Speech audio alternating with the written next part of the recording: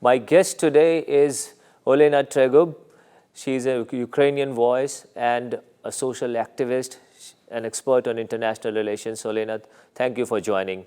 My first question to you would be, what is Ukraine expecting from this Trump-Putin summit? In a nutshell, Ukraine expects that Trump will understand that Putin is an imperial revisionist head of their, autocratic regime who is not driven by some rational interest really, but who wants to destroy Ukraine because he sees it as his historical existential mission.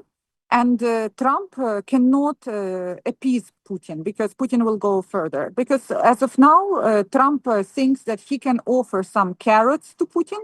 He can offer some money-making opportunities for him. And then Putin will agree to end the war. But Ukraine doesn't believe that this can happen. We just don't believe it. And we think that this meeting will disappoint Trump. And we hope that Trump will become more realistic.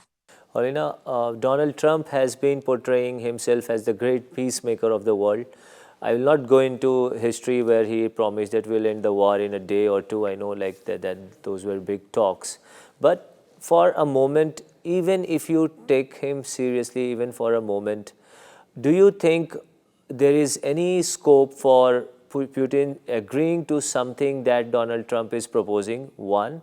And my second question to you will be, what do you think has Zelensky probably told Trump that, okay, if you're going for a summit talks, this is what we can agree to? I think that there is a small chance that Zelensky and most importantly Russia will agree to have a ceasefire. Because actually Ukraine, we agreed to have ceasefire a long time ago.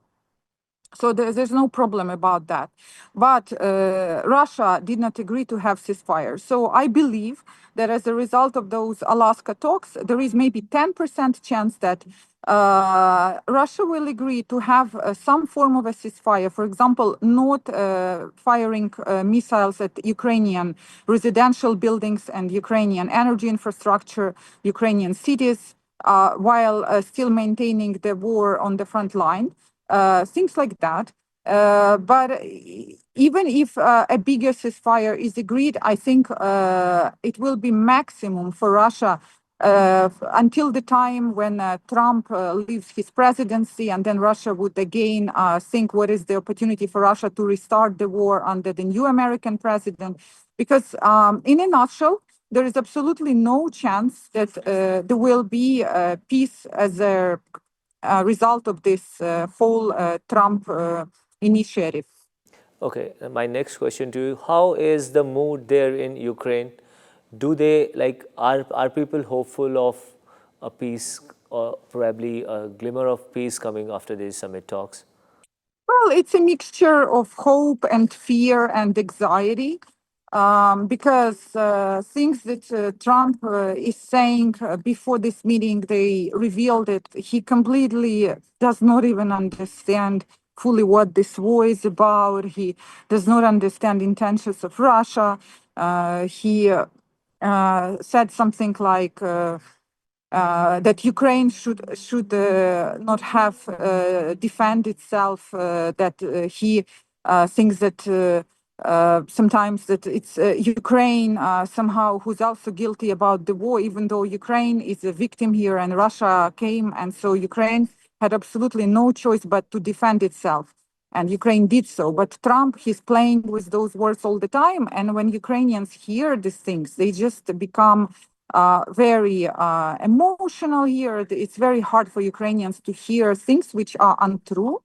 And now, of course, they are worried to see this meeting because, of course, this meeting will be about Ukraine to a large extent, but Ukraine apparently will not be present in Alaska. So, of course, this is something that causes anxiety. Well, Olena, now my last question to you here will be, do you think if Trump agrees to something that with Putin, will Ukraine? Do you think that Ukraine will be compelled to accept that?